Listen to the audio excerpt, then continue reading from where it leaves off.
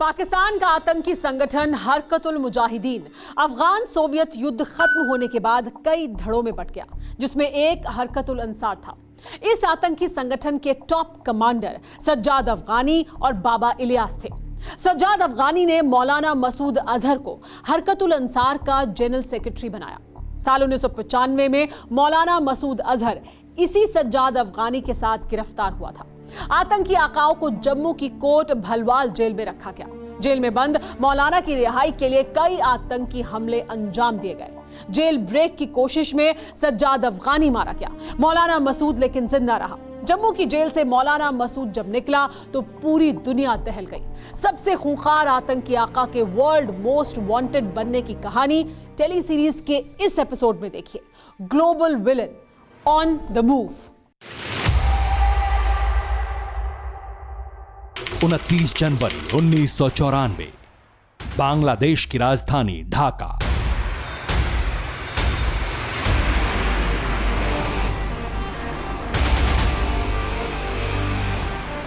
विमान एयरलाइंस की फ्लाइट ढाका से दिल्ली पहुंची। इंदिरा गांधी इंटरनेशनल एयरपोर्ट के चेकआउट पॉइंट पर मुसाफिरों के पासपोर्ट की जांच हुई। एक मुसाफिर पर शक हुआ। उसके पास पुर्तगाल का पासपोर्ट था, जबकि हुलिये से वो भारतीय उपमहाद्वीप का लग रहा था। लेकिन जांच अधिकारी उसके फरेब को भांप नहीं पाए। हल्की पूछताछ के बाद पुर्तगाल के पासपोर्ट पर दिल्ली में एंट्री की मुहर लग गई।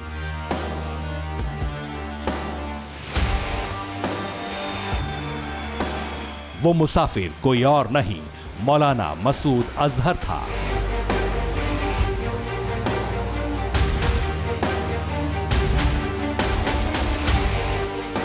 वही आतंकी आका जो आगे चलकर जैश ए मोहम्मद का सरगना बना। ढाका से दिल्ली आए मौलाना मसूद अजहर की मंजिल तब श्रीनगर थी।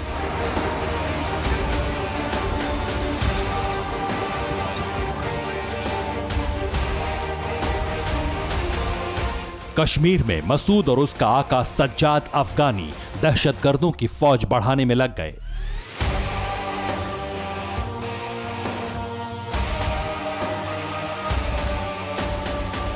मसूद और अफगानी की बारूदी साजिशें ज्यादा दिन नहीं छिपी।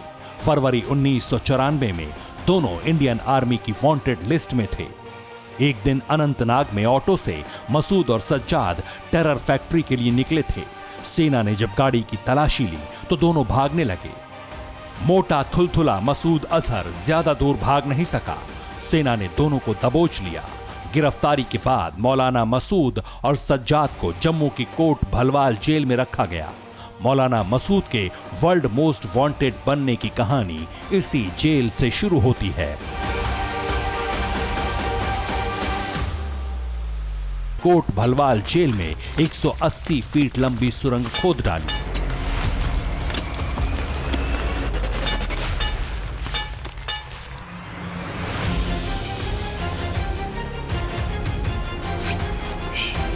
जेल ब्रेक की साजिश को पलीता मसूद की कदकाठी से लगा। मोटा मौलाना सुरंग में फंस गया। उसके साथ भागा आतंकी सज्जाद अफगानी एनकाउंटर में मारा गया, जिसके बाद मसूद अजहर के गुर्गों ने उसे जेल से निकालने के लिए सबसे भयानक कांड को अंजाम दे दिया।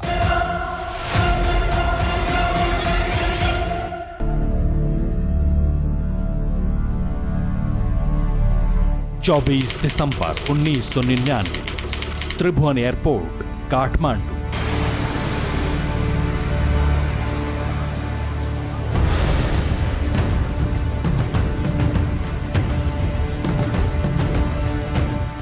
इंडियन एयरलाइंस का विमान IC-814 24 दिसंबर 1999 के दिन नेपाल के काठमांडू से दिल्ली के लिए उड़ा।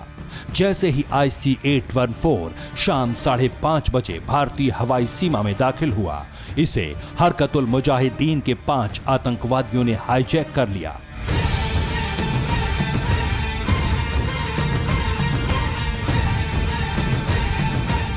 दहशतगर्दों ने पायलट से विमान को लाहौर ले जाने को कहा। लाहौर में प्लेन लैंडिंग की इजाजत नहीं मिली। तब तक फ्लाइट नंबर IC-814 का ईंधन खत्म हो रहा था।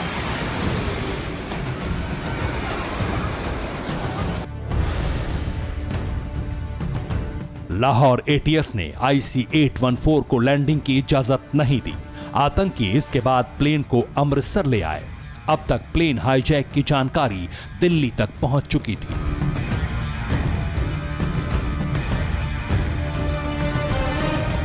अमृतसर में ईंधन के लिए रुके प्लेन को तेल टैंकर टकराकर रोकने का प्लान बना, लेकिन इसकी भनक आतंकियों को रनवे पर हलचल देखकर लग गई। हाईजैकर्स ने विमान को लाहौर ले जाने का ऑर्डर दे दिया। लाहौर में आतंकियों ने प्लेन में ईंधन भरवाया और फिर उसे दुबई एयरपोर्ट ले गए।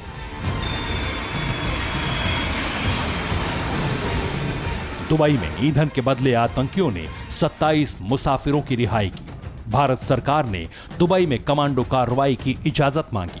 यूएई सरकार इसके लिए राजी नहीं हुई।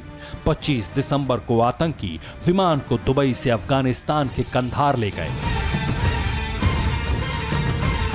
अफगानिस्तान में तालिबान आतंकियों की सरकार थी जो इन दहशतगर्दों के साथ थे।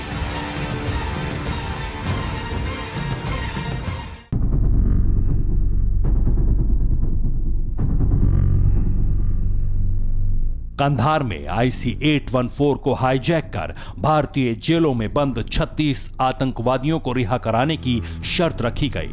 आतंकियों ने 20 करोड़ अमेरिकी डॉलर की फिरौती भी मांगी, लेकिन दहशतगर्दों की सबसे बड़ी डिमांड जैश ए मोहम्मद के आका मौलाना मसूद अजहर की रिहाई थी।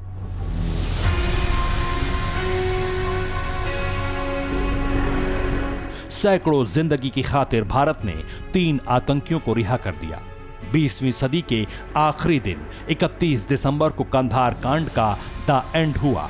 नई सदी में मौलाना मसूद अजहर के टेरर का नया अध्याय शुरू हुआ।